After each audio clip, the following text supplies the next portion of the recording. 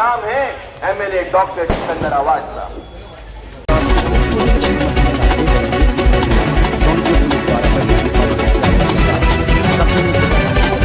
विनय शर्मा की आवाज था, इसके बाद माइक पाए और पब्लिक से अपनी बात।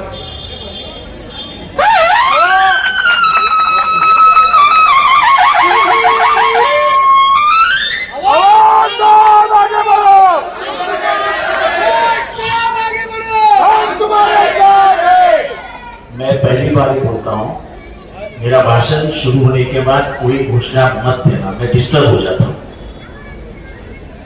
यहाँ पे मौजूद सभी हजरात, मेरी प्रधानशील महाबहने, आप सबको मेरा अस्सलाम वालेकुम रहमतुल्लाहि व बरकातहू। अभी शानू भाई और शमीम भाई बोल के ये पिछले कुछ रोज में जो चल रहा है कि अपने वाला है, अपने वाला है, अपने वाला है, आप मुझे क्या पढ़ाया मानते हो क्या? बोलो, अभी जोर से बोलो। मैं पूछना चाहता हूं आपसे, जो जिंदगी भर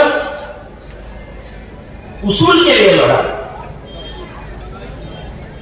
मौत हाथ पे लेके घूम रहा हूं, मेरे को भी तो बीवी है, मेरी भी एक छोटी बच्ची है, मैंने उसकी फिक्र नहीं।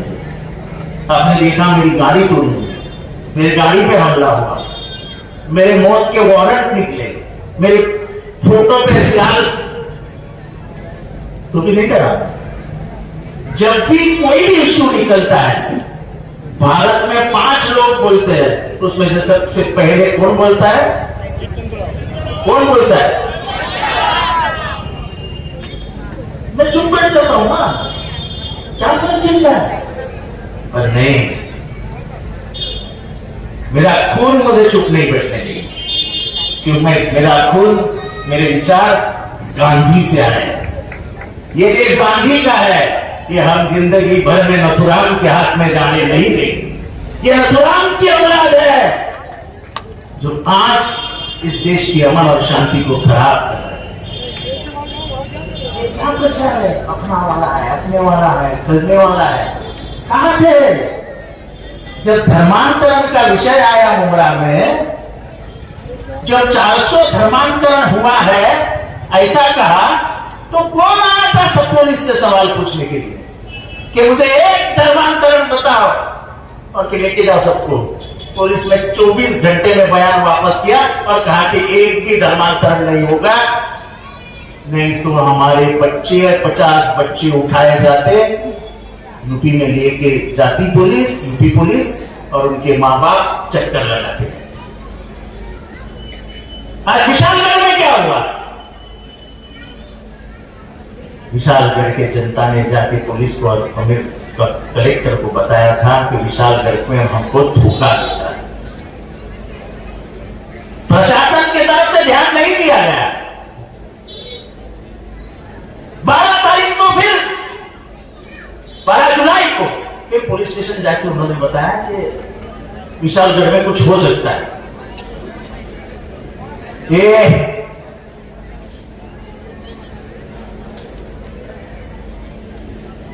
तो भी पुलिस ने ध्यान नहीं दिया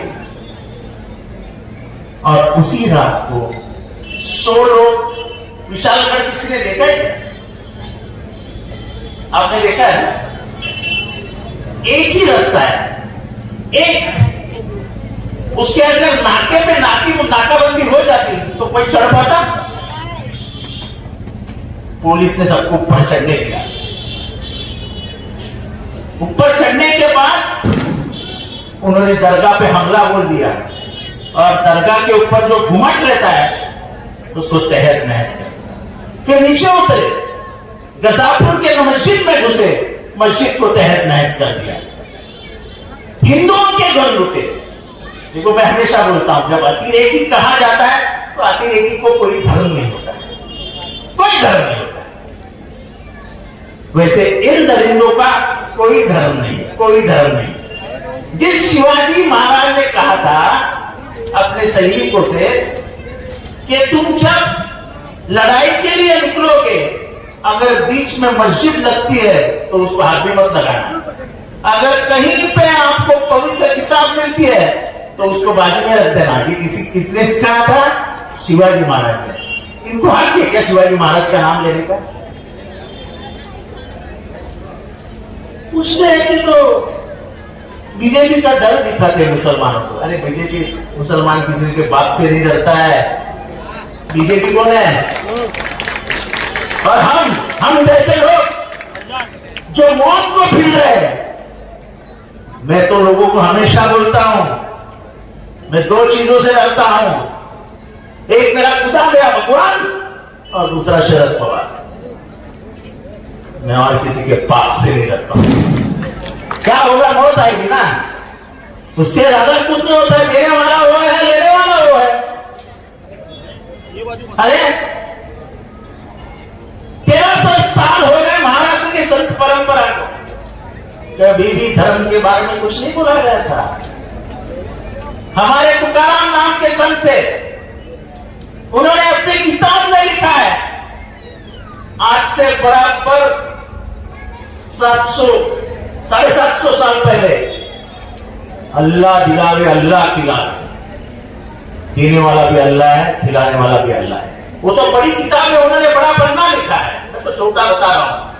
ये थी हमारी संत परंपरा। और तुम मुख्यमंत्री के सामने एक आदमी उठता है जिसको मैं महाराज नहीं कहता हूं, उसके से बंदूक कहीं नहीं, और नबी के बारे में गलत बोल देता है।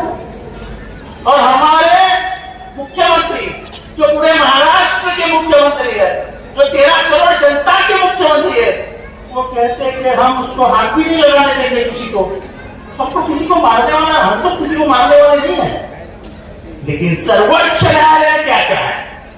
सुप्रीम कोर्ट ने कहा है कि जो भी धर्म के अंगार लगाएगा, गलत बोल देगा, उसको पुलिस ने 24 घंटे के अंदर अरेस्ट कर दिया। किया अरेस्ट? गजापुर के मस्जिद तोड़ने वाले को अरेस्ट किया, नबी के बारे में बोलने वाले को अरेस्ट किया, और जो चाचा को मारा, उधर मैं और हमारे एक पत्रकार मित्र रफीक कामदार, वो ध्यान नहीं देते तो वो चोर भी नहीं पकड़े जाते। आपको मालूम है बढ़िया चाचा के साथ क्या हुआ? उनको मारा, वो तो कैमरे में आ गया, लेकिन उनको ट्रेन के दरवाजे पे लेके फेंकने की कोशिश की। मुझे फक्र है, मैं हिंदू हूं, मैं ऐसा हिंदू हूं जो मेरे किताब में लिखा है वही मानता हूं। वासुदेव वासुदेव कुटुंबकम। वासुदेव यानी क्या? ये दुनिया, ये मेरा घर है और इसमें मेरी फैमिली रहती है, यानी हम सब भाई बहन हैं। ये हमारे किताब में लिखा है। ये नफरत किसी को कोई सिखाता नहीं, नफरत पार्टियां सिखाती, नफरत पार्टियां सिखाती। और बीजेपी ने वही किया। 2014 से यहां का मुसलमान हैरान नहीं है? हैरान है कि नहीं है? तुम मॉब लिंचिंग करोगे, देश के सीमा पे लड़ रहा मुसलमान का बाप घर में होता है, उस बाप के घर से कुछ खुशबू आती है गोश्त की, अंदर जाते हैं, बिना पूछे उसका मर्डर हो जाता है। ये क्या है? क्या है? आप ये राष्ट्रवादी कांग्रेस पार्टी किसकी थी? चलो बताओ, जोर से बताओ। शरद पवार को एक दिन आज इस बार आता है, धक्का मार के बाहर निकाल देता है और जाते जाते उसके हाथ से गली में छीन लेता है। ये पाकिट मारो की टोली है, पाकिट मारो की। अरे हिम्मत थी तुम्हारे में ना, मर्द का औलाद था अजित पवार, तो बोलता था कि शरद पवार ने उतारी लेगी, मेरी कोई तीसरा निशान ढूंढ लेता हूं और लड़ता हूं चुनाव, तो हम उसको मर्द कहते हैं। अरे तुमने तो, तुम्हारे चाचा ने तो देश में बढ़ाई हुई पार्टी है, जो पूरा निशानी उसने देश लेके गया, तो उसको चुरा कर अपना मेरा मेरा मेरा करके घूम रहे हो। जनता को मालूम है असलियत क्या है। जिस आदमी को 5th स्टेज कैंसर हुआ था, जिसकी हड्डी टूट गई थी, वो आदमी आज भी 18 घंटे काम करके इस देश की फिरका परस्त विचारधारा के खिलाफ लड़ रहा है और वो बोल रहा है कि महाराष्ट्र में बदलाव ला के दिखाऊंगा। ये शरद पवार जी की हिम्मत है। वो मोदी जी के सामने नहीं झुके, वो अमित शाह जी के सामने नहीं झुके। उन्होंने हमारे सामने कहा था, जिसको जाना चाहो मैं इसको रोकूंगा नहीं, मैं अकेला लूंगा, मैं जाऊंगा नहीं, उनको जाने से मैं रोकूंगा नहीं। लेकिन मेरे लिए इतनी हिम्मत है कि मैं नौजवानों के बीच में जाके एक नया शरद पवार तैयार करूंगा जो महाराष्ट्र का नेता बन जाए। इसको बोलते हिम्मत। विकास तो मैं बात ही नहीं करता हूं विकास की। जिस रास्ते पे आप बैठे हो, ये क्या है? ये क्या है? यही विकास है ना? किसे किया है? किसका लाया ये रास्ता किसने बनाया? ये रास्ता किसने बनाया? तो क्या होता है विकास? अंधा है क्या कोई? अंधा? मुझे हमारे साहब ने विकास ही नहीं किया, अंधा है। बात गोल मोड़ करके बताने की है। इसलिए मेरे भाइयों और बहनों, मैं ज्यादा समय नहीं दूंगा। सिर्फ आपको इतना सोचना है कि जुल्म और जालिम, जुल्म और जालिम को खत्म करना ये नबी ने आपको बोला है, सल्लल्लाहु अलैहि वसल्लम। क्या बोला है कि जुल्म का साथ मत देना, जुल्म के सामने खड़ा रहना और जालिम का साथ मत देना। आज जालिम जुल्म कर रहा है कि नहीं कर रहा है? मगर वो जोर से बोलो यार, तुम चाहते हो ऐसा बोल रहा है। तो जुल्म को खत्म करने के लिए, जालिम को खत्म करने के लिए आपके पास एक हथियार दिया है। वो हथियार डॉक्टर बाबा साहब अम्बेडकर ने दिया है, जो गरीबों का, तुम्हारा, मेरा, हमको बचाने वाला, हमको इंसान की जिंदगी देने वाला मसीहा था। उस डॉक्टर बाबा साहब अम्बेडकर ने संविधान के तहत एक हथियार दिया। क्या है वो हथियार? आप वोट करो और ये महाराष्ट्र की सरकार हटा डालो। इसकी अहमियत क्या है मैं बताता हूं आपको। जिस दिन महाराष्ट्र सरकार गिर गई, जिस दिन महाराष्ट्र सरकार महाविकास आघाड़ी के हाथ में आ गई, महाविकास आघाड़ी ने सरकार बना ली, तो कसम से जितनी मेरी समझ है, 35 साल का तजुर्बा है, जिस दिन ये चुनाव का नतीजा आ जाएगा और महाविकास आघाड़ी की सरकार बन जाएगी, उस दिन से लेके 60 दिन में, ध्यान से सुनो, उस दिन से लेके 60 दिन में चंद्रबाबू नायडू और नीतीश कुमार मोदी को दिया जो समर्थन है वो वापस खींच लेंगे और ये सरकार वैसे ही।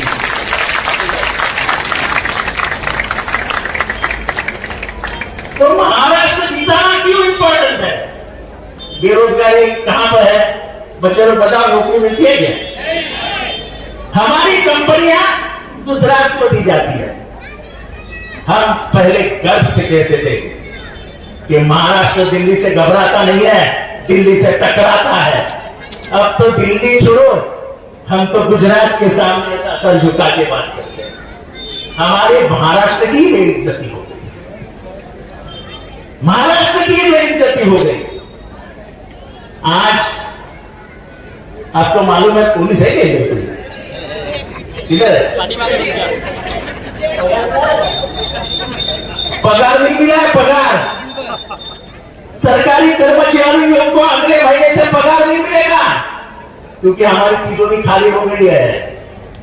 अब मेरे बहनों से पूछता हूं, तेल का भाव क्या हो गया? तेल का भाव, खाने के तेल का भाव कितना? 140 रुपया। पिछले 240, 240 समझे 2 बार हुआ। और मुझे इतना मालूम है कि 30 दिनों में 40 रुपये से भाव बढ़ेगा। अब मुझे बताओ, हमारे हिंदू धर्म सभी महाराष्ट्र में रहने वाली सबकी दीपावली है, तो हमारे में चटनी बनती है, ओ क्या बोलते उसको, सेव वो तीखी सेव बनती है, फिर टहची बनती है, फिर शंकरपारा बनता है, जो भी है, पर बेसन और दाल, बेसन और दाल ये महंगा हुआ कि नहीं? शक्कर महंगी हुई कि नहीं? कि वो लाडली बहन का पैसा कहाँ जाएगा? वो तो महंगाई कहाँ जाएगी? अरे कम से कम लाडली बहन के लिए महंगाई तो कम करो। मैं मेरे लाडली बहन से कहता हूँ, हम 1,500 नहीं 3,000 रुपया देंगे, और हम ऐसा कानून बनाएंगे कि कोई महिला पे बलात्कार करने की हिम्मत नहीं दिखाएगा। ऐसा कानून बनाएंगे कि कोई बच्ची के ऊपर हाथ डालने की हिम्मत नहीं दिखाएगा। बदलापुर में क्या हुआ? मधुरा को क्या हुआ?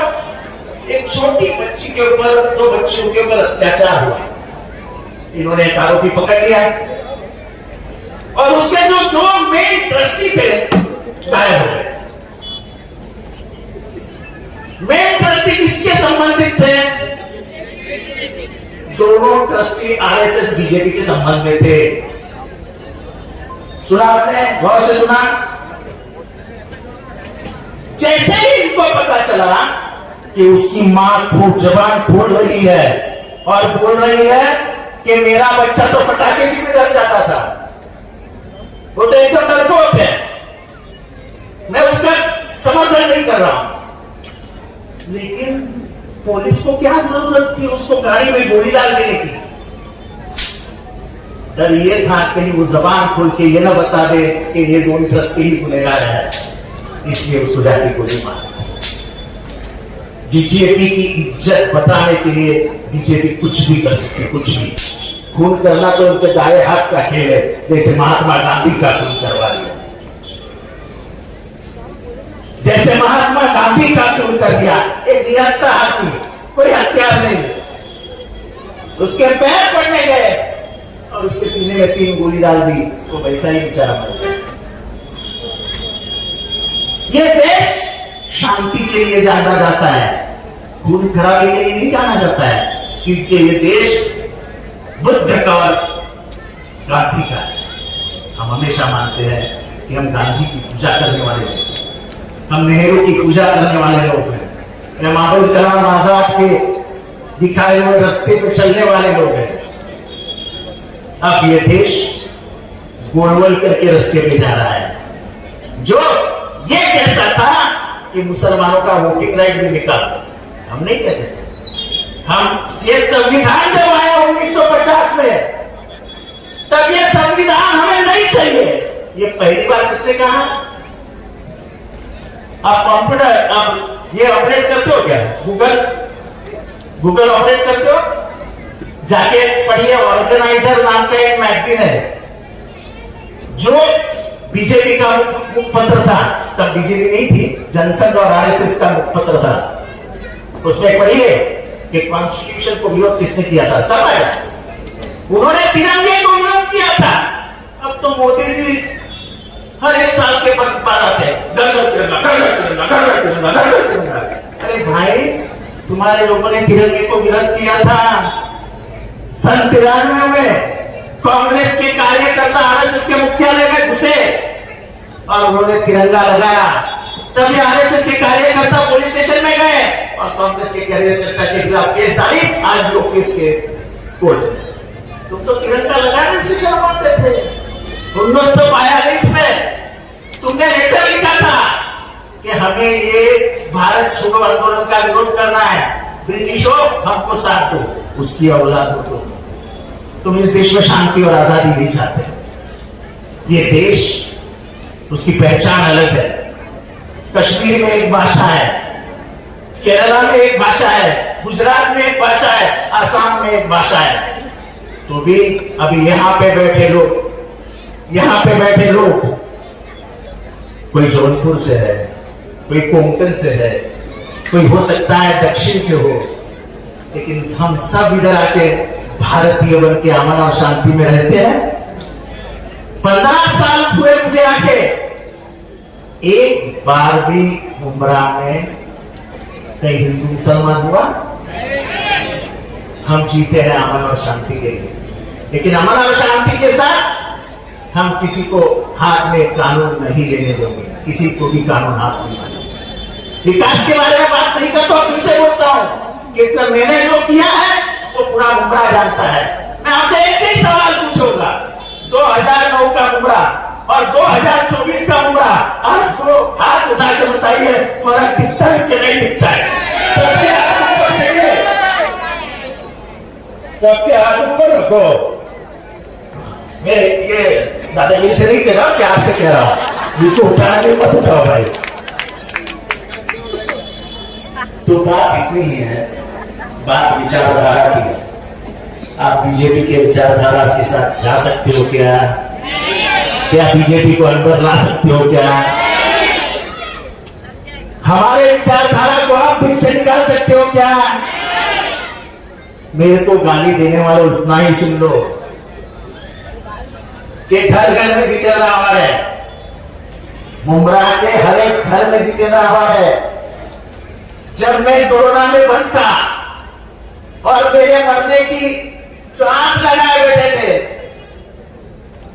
उनसे पूछना चाहता हूं कि मेरी बीवी को इतने औरतें के फोन आने के, रो रो के सांप कैसे है, सांप कैसे है। ये मैंने कमाया हुआ धन है जो लोगों ने अपने दिल में मुझे निकाल दिया। तो मुझे दिल से नहीं निकाल सकते, तो मुझे दुनिया से निकाल सकते हो, लेकिन दिल से नहीं निकाल सकते हो। और इसलिए मैं आपकी मोहब्बत को सलाम करता हूं और फिर से एक बार कहता हूं, जो भी बोले कि जितेंद्र आवाज बीजेपी का नाम लेता है, हाँ लेता है। बचपन से आरएसएस को विरोध करते आया हूं, बचपन से, आज नहीं कर रहा हूं। जब जान को धोखा था तभी भी आरएसएस को विरोध किया है मैंने। जिसने गांधी को मारा वो मेरा आदर्श कभी नहीं बन सकता है। तो मुझे मत सिखाओ उसूल और आइडियोलॉजी, ये मैं खाता हूं, खाता। मेरे पेट मेरे खून में आइडियोलॉजी है, मेरे जुनून में आइडियोलॉजी है।